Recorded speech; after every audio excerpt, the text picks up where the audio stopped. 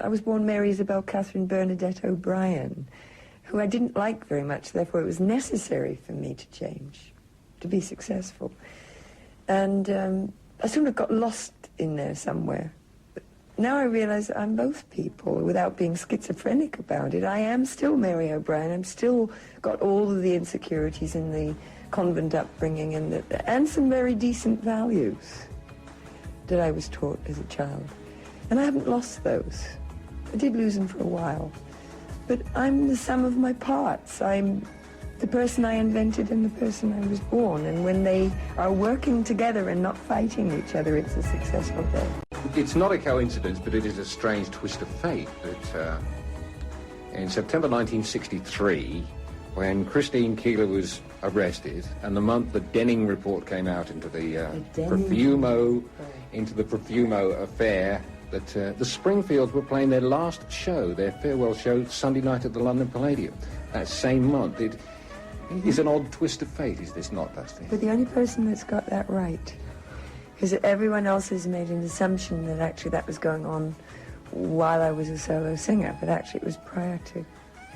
And it did occur to me that I don't think there are any accidents, and it's come a full circle, because I think Christine, got sent away the month my first record came out, and they didn't put her away for long, and I don't think they should have put her away at all. It was bloody ridiculous. But yeah, I don't think there are any coincidences. It just seemed to be, when I heard about it, and the lads asked me to do it, I thought, this feels so right.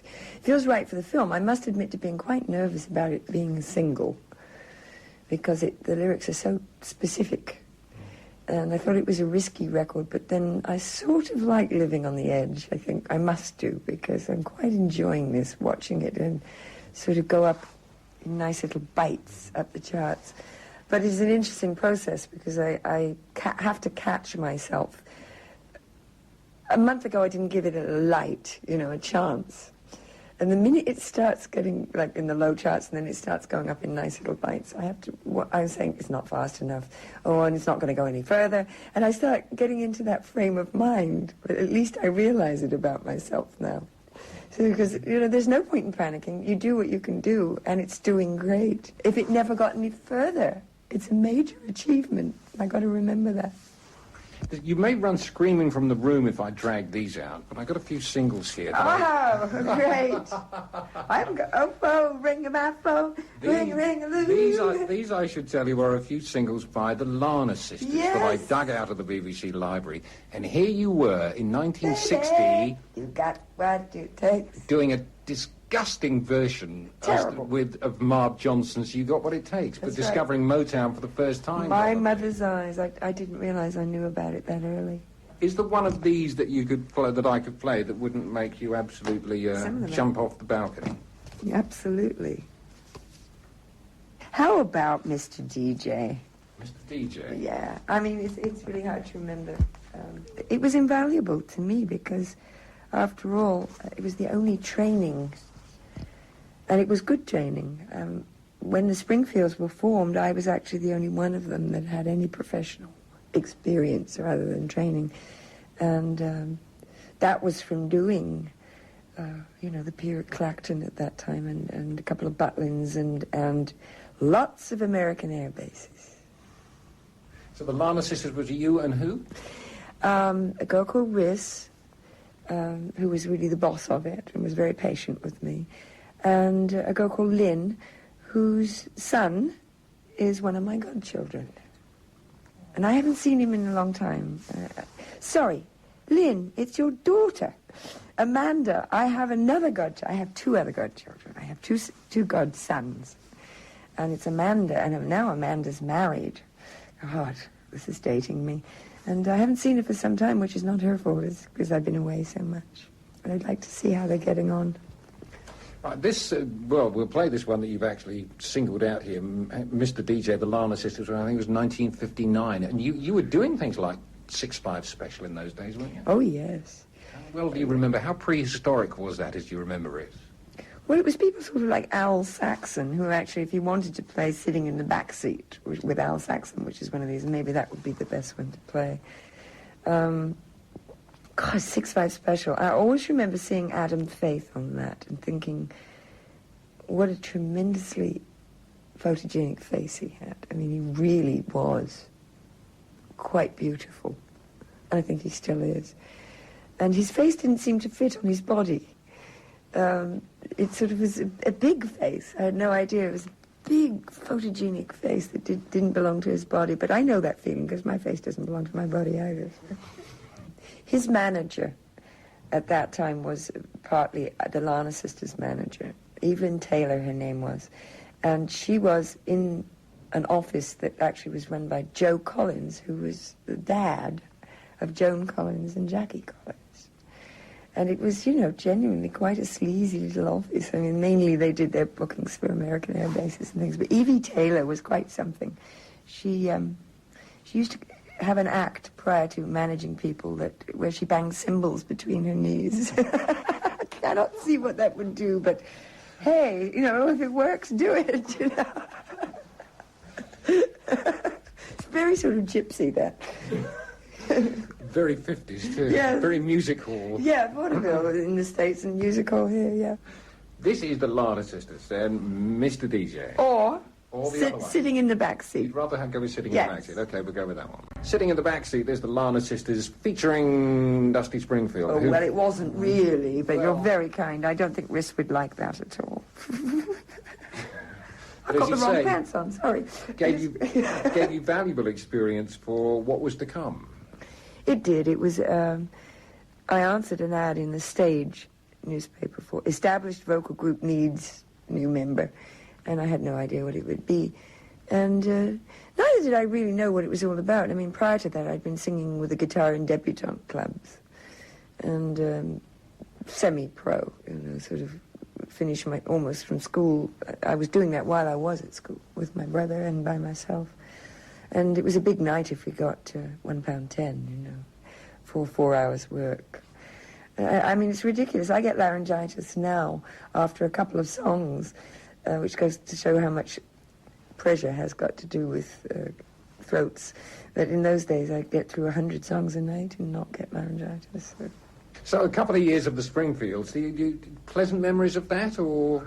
Mostly. I think we were all quite calculating in our own ways. I mean, we knew there were some arguments, of course, particularly as it progressed. But basically, my brother did not want to do it. My brother was perhaps the most calculating because it was a means to an end. And after all, he went on after that to write and produce The Seekers. And they had worldwide success, not just in the pop charts, but in the country charts, which two separate charts entirely, and top in The World of Our Own and Georgie Girl and things like that. So those were great money makers. And that was his forte, really, and writing for us. I was the worrier, and Tim was the sort of free spirit. He went on to become a Sufi monk, and has always been the sort of able to shrug it off. I was the worrier. I was the one that sat on cruise station guarding the guitars in case they got stolen while the boys went and had sandwiches in the buffet. But I think they wanted them to be stolen, you see, so they wouldn't have to go on. But I mean, those thoughts were in my head anyway. I just knew we'd get sued if we didn't go on, so I would sit on cruise station and guard the strange double-headed mic we had invented and the guitars so that we could go to Blackpool and we could do the Opera House and we could get paid for it. Well, Tim complained at a later point that he had to carry your dresses around, didn't he? Tongue-in-cheek. In fact, he did. He had this rather sort of... it was hooped, and it was covered in a sort of canvas bag, and it looked rather like recovering those early pods from the ocean after a space shot. You remember they were sort of triangular and landed with a splash. I always used to think that looked just like my skirts, bagged up. Yes, poor Tim, I think he was rather tall, and he did have to sort of... I was constantly saying, don't drag him on the floor, Tim. He survived, and then Mike survived. Of course, Mike replaced him, and Mike Hurst went on to produce the early records for Cat Stevens. So all of us really had a mind to do other things. We just needed to do that while we were doing it. But I did not leave the Springfields. We left each other. And we left at a time when everyone was screaming that we couldn't possibly stop, but actually we knew what we were doing. And it worked for all of us. It was even pre-Beatles. I mean, you'd had the American hit, which was almost unheard of in those days for a British group to have a top 20 hit. Silver Threads and Golden Needles. And that no, actually Silver Threads and Golden Needles was the only one we had over there, and that actually led to being labelled a country group, because it had essentially a very, by accident rather than design, a very loose country sound, and that led to an album deal in Nashville, which was actually torture, because their ways of working were to write a song in the morning and record it in the afternoon. And they have a very natural sense of country harmonies. We didn't. I mean, we had to learn it and rehearse it, so we found that quite nerve-wracking, and it actually didn't work terribly well. We weren't a country group, but they thought we were. It was that period where that sort of Kingston trio thing was quite popular, and if anything, we came, I think, closest to that without being that slick. But it was death to be slick anyway. I think we actually became quite popular prior to having any records at all, because we had quite a lot of TV exposure. And we were terribly cheerful. We weren't really. We were really kind of sort of sardonic and cynical about everything, but we never let on. I was the worrier, though. I was determined that we would be terribly cheerful. You smiled a lot. We did indeed, and this was important. By the end of '63, when you packed it up and you'd done the solo album, this was when Motown had taken over the world. And started to, yeah. You must have wanted desperately, well, it sounds like you wanted desperately to be a Motown act.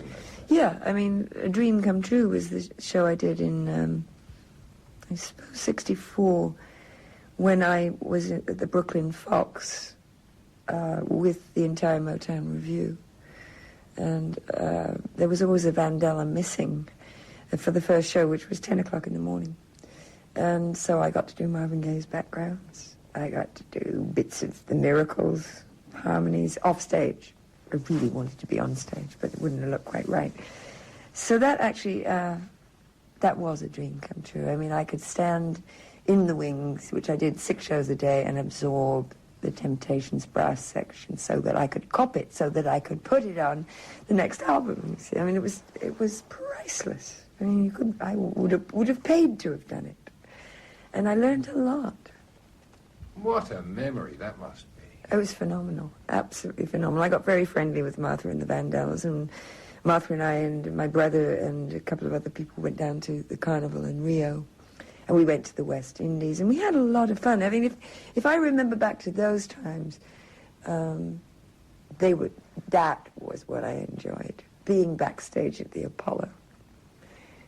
Sort of a token whitey, token honky, but they were very affectionate towards me. If anyone caused me any problems, somebody would come up and say, "Don't lean on her, she's with us." And I was very protected, and I blundered my way through Harlem, not knowing what was around me. I mean, I had just, this beehive would go through 125th Street, and, you know, I didn't know whether it was pimps and hookers and addicts and pushers. But I mean, this was apart from the music people, but it was a kind of a mixture. And in the Hotel Teresa, which is where Malcolm X was, you know, with the broken windows, nobody ever touched me. God protects fools and innocents. It was quite extraordinary. I mean, I learned so much. I grew up fast, too. I learned so much, and I was very, very well treated by them.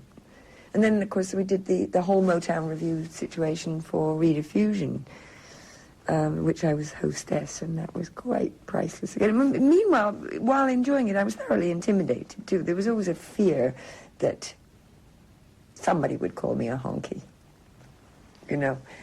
And they never did. I think, you know, they were quite pleased that I was able to help promote them. And in fact, I had a dog called Motown who was a white cockapoo, unclipped. And they sent him a diamond collar from Detroit. They were still in Detroit then. That was the sound you were after as you went into your solo career, that you wanted to do Motown records, even though you were in England and you weren't on Motown. I wanted to do Motown, but I also wanted to be the Exciters. I wanted to be the Shirelles. I wanted to be the Scepter label as well, and I wanted to be a cross-section of all of it, never quite managed it. The fact is that with the Beatles and with myself and anyone that was doing that kind of thing, I suppose in hindsight, that what gave it its peculiar charm was that we made a lot of mistakes, that we couldn't quite cop it. We did it in an English fashion, which used to drive me crazy because I wanted to be totally accurate, but I was right. I couldn't be. Neither could I get it out of the musicians. I mean, they couldn't understand. I would play them the records, but we weren't used to playing that way. So I suppose what gave it its sort of up and down, hit and miss charm was that they were from Liverpool, for instance, and they did it their way. And I was just, you know, born in Hampstead and did it my way. And that's what gave it its charm. But only in hindsight do I see that. And you were dependent, too, on other people for songs. Absolutely, still am. And finding Bacharach and David in those days, because there isn't a songwriting team around like that now, is there? But finding them, what a goldmine. Yes, well, I mean, it was much more of a goldmine, of course, for Dionne Warwick, that is, if anyone ever paid her. It wouldn't have been Burton Howell that didn't pay her, but, you know, record labels were strange in those early days. But I don't think Dionne's ever forgiven me for covering a B-side of hers, Wishing and Hoping. What I really wanted to do was the A-side, but I couldn't get the notes. This Empty Place. It was a phenomenal song.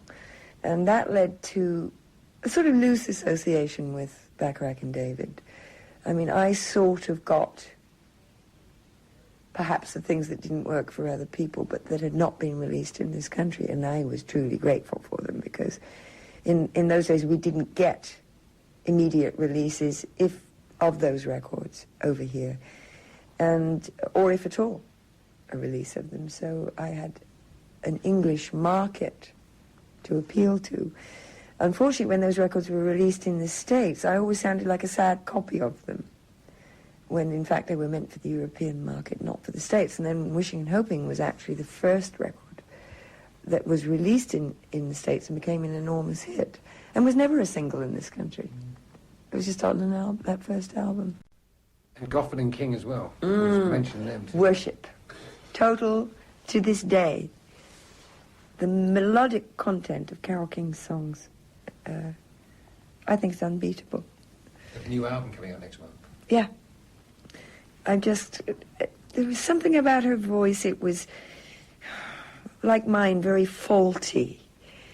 I think mine was more bruised feeling than hers, but there was a quality to it that, rather like there's a quality to Carly Simon's voice. I mean, it can wobble sometimes and things might be a bit off, but there was something just wonderful about it. And they wrote, Goffin and King, Some of Your Loving, which is the nicest record I ever did. And listening to it yesterday, somebody played it. And it's the only record I ever made that I can listen to and realize it doesn't sound dated. It could have been made very recently. In fact, Phil Collins is going to do it. And it's so right for him. He and I were talking the other night, and first of all, I winced because I'm very fiercely possessive of that song, and it's odd because Carole King was fiercely possessive of it too. And she was fiercely possessive of that and of Going Back. And she said such nice things about Going Back, because she wanted to do it herself. But she let me do it. And reading what she said about it brought tears to my eyes, because it's the ultimate accolade to have a writer who wanted to do it herself say it's the best version that could ever have been. That meant more to me than all the praise in the world, and I have been praised a lot, but to have Carole King say that, I just got all teary. It's the ultimate accolade to me. That is still, of all those from the 60s, that is the definitive song, you think? For me, Some of Your Loving, which wasn't the biggest hit, it was the only record I ever took away after endlessly mixing it on 4 tracks, which is all we had, to get that piano sound, which was compression on it. And I had a wonderful engineer, Peter Olaf, who has gone on to bigger and better things over there at Phonogram, and he was so patient. We would work into the night trying to get a sound on 4 tracks. You know, you couldn't internally balance things. I mean, the strings and the horns were on there, and if one of them played a wrong note, it was on there. But I was the first person to ever sort of rig a mic in the middle of the floor, a la Phil Spector, and say, just play, fellas. I mean, people thought I was nuts. That's how I got it, because I learned it from the Yanks. It was quite new here. Oh, absolutely. I mean, it went against everything in the book of recording engineering, and much the same way as everything I did with makeup. Sent BBC makeup into, faint, clean away. Can't see your eyes, Dusty. I said, I don't want them to see them. I mean, they'd go quite white when I appeared. I mean, they'd run. The turning point for better or for worse was in 1968 when you went to Memphis and did that album, which you had enormous hopes for, I know, and on paper it was going to be the greatest possible combination. You going to Memphis, working with those musicians, working with Aretha Franklin's people, Atlantic Records, everything, and it didn't commercially really come off. Critically, everybody thought it was it's enormously overpraised, I feel. I'm truly grateful that people like it, and even I like it now. I didn't like it then, because I knew that I did not sing up to the potential that was there. Here I was surrounded by the ultimate in what I ever dreamed of. And I was afraid. I was afraid, and when I'm afraid, I can't sing freely. I can't realize my potential. I have to be unafraid in order to really be free about my singing. I mean, here were the people who produced Aretha. Here were the people that... And there the sham came through in me, the critic that said, you're not good enough. And this is all a hype. You're not good enough. They really are sitting back, breathing deeply and saying, well, she's not hacking it, but we'll get it in the mix. And I developed monstrous laryngitis, which, in hindsight, gave it some of its vocal quality. There's a kind of breathy thing, but it was torture to do that album. And I have, to this day, I mean, I worship Jerry Wexler and Tom Dowd for their patience and for their skill. There were some things I sang really well, but it was uneven. It was this sort of split second. That was a great note, that was a lousy note. That was a great note, that was a lousy note. I couldn't get it even or consistent. But the voice was there, albeit husky. The quality was there. And in listening to it now, at first when I heard it, I wouldn't play it anymore because I thought it was empty and sparse and I wanted more stuff on it, and I was angry with the drummer. And now I listen to it and I realize it has a very real quality, and that's why it's been praised. Because apart from a couple of tracks, it's an entity. It has an atmosphere.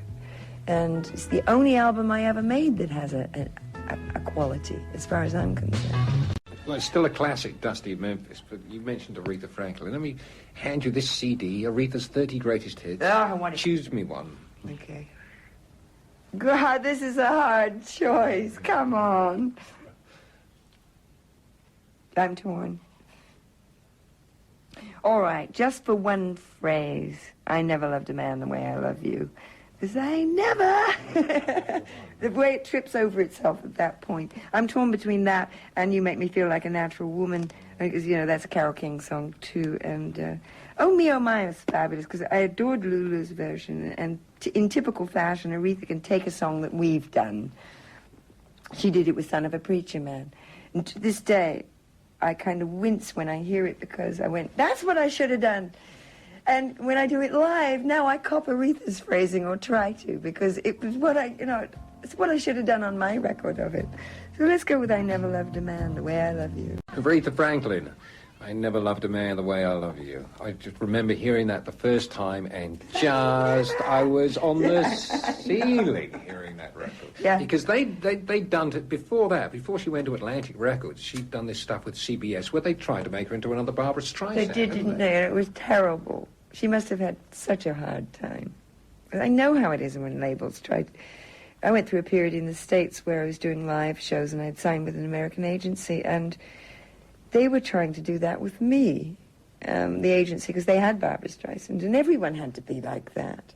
And people were writing these slick acts for me with special lyrics, special material. And it was all terribly expensive and terribly slick, and I wasn't very good at it. I'm just good at being me. You worked through the 70s when you made the occasional foray back. Foray, yes. They did try to make you into a middle-of-the-road singer. Why did you not resist that? And that's when I started to lose my way. I stopped listening to the voice that in me that knows what's right for me. It's intuitive. And I think that I lost my way because I think we all want to make it in the States. I mean, we can laugh about Americans, and there are many aspects of America that I think are very corny, especially that middle-of-the-road area. But basically, we really want to make it in the States, and I still had that feeling that they knew better than I did what was right. I mean, after all, everything I ever adored was American. So I let myself be talked into it, and I stopped listening to me. Because after all, they knew better. I was in Los Angeles. I mean, everyone knows everything in Los Angeles. And after all, this is where the movies are made.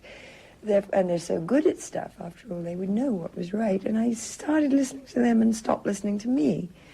And could not fit into that mold. I kept trying. Because I thought that's the way I should go. I had stopped listening to me. I've had a fan club, and they've been tremendously loyal through the thin times when there was no product. But in general, I think the aspect is when a singer is not doing anything.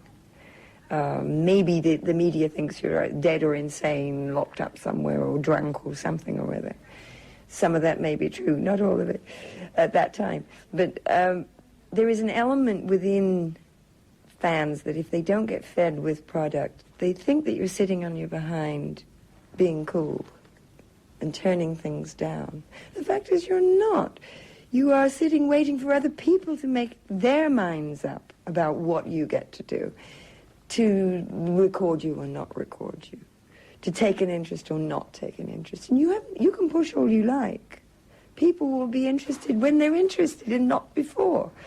And I wonder sometimes if any of them ever had a sleepless night, the way I have, with frustration, when something seems to be on the point of happening, and then for one reason or another the timing is wrong, or they don't want to do it, or the budget's not there, and it falls through. I'm the one that sheds a few tears. But I do have the capacity to sort of just pick myself up and say, all right, something else will happen. And it has consistently happened, and that takes a lot of faith in yourself. But I lost it for a while. I really thought nothing was going to work. And I have gratitude is a new feeling to me. I was always accused of being a very ungrateful child, and it will show on your face one day, my mum said. And she's right, it does, the scowl. I was indeed a very ungrateful child. But, you know, I'm really grateful to the Pet Shop Boys, and it's a little embarrassing to say that, because it sticks in my craw to be grateful. But I am, because they had the faith in me that I didn't have. They really saw something in me that I think I was about to lose. And, you know, just sort of say, that's it, I am tired of waiting. I am tired of being, I'm tired of waiting, and being patient, because I'm an impatient person. And for them to see the quality in me, when incidentally at that time the record label did not want me on that record. It was the boys that insisted, let's keep the boys happy. Now I'm working with that label. I find, for whatever reason, they just didn't want that concept. But in working with them now and starting to approach an album, I find they're young, they're enthusiastic, they're involved, and I don't think it was them that didn't want it. I think they saw the potential too. And it's a delightful experience, and gratitude is quite new. I just think it's great to be grateful to someone for seeing something in me I didn't see. I can't imagine Phil Collins' version being better than that one by Dusty Springfield. Why is he going to do that? Is he doing an album of cover versions or what? No, Phil has got a capacity to realize the potential of old songs, certain ones. I mean, look at the way he did Groovy Kind of Love, and he made it something new. He made it very, very touching. He took the edginess out of it, and it became a very beautiful ballad. He's good at that. He's intensely musical. And there he was on stage last month with the Four Tops.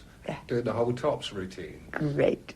I love him. I think he's just wonderful. I worship him, actually. He's wonderful. Because he's doing some stuff with you're about to launch into a new album, aren't you? And he's going to be working on that. Hopefully, it's the logistics of this situation. I mean, I think it's, to me, a terribly exciting thought to be able to work with Phil and, of course, work with the lads again, the Pet Shop Boys. But it will take some time because you've got to sort of work it out where, A, the labels agree on the legal things, which has got nothing to do with me, but, lawyers take ages. And then, of course, you've got the situations where people are doing their own albums, and you've got to find the time slot. I mean, I'm getting in with the lads in a break on their thing with Liza Minnelli. And they've got a song that we have put part of the track down, and it's a good record, quite different from this. And we've got to slot that in when they've also got other things to do.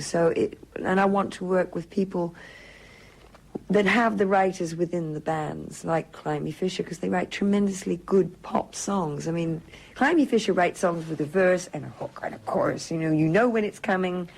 And bands like Wet, Wet, Wet, I mean, they really are. They write tremendously good pop songs. And I want this essentially to be an album of good pop songs. I'm not looking for aesthetic qualities. I mean, I can make albums, yes, that maybe we'll do that next. But what I want to do is sell singles. And what I want to do is use the best of British talent. I mean, everything that's happening now in bands, the way that Level 42, the bass sound on that, for instance, I'd love to work with them because that was what I wanted from musicians in the 60s and couldn't get. I mean, I was the first person to ask somebody to play an electric bass. And they didn't know how to do it. I mean, they had to learn gradually. But that's why when I say it was a slog, it was a slog. And I got a permanent scowl from two things. One, trying to get bass players to play Fenders. And the second, from having to tease my hair, backcomb my hair so much. I mean, I've got muscles and a scowl from the 60s, so I'm not that affectionate about it. And Elvis Costello, big fan as well. Yes, I find that terribly flattering. I did a song of his on an album that was not released in this country called Losing You, which is not the same as the old Losing You I did. And yes, I'd love to work with them. I mean, there's an amazing well of musicianship for me to draw on, and that to me is a dream come true.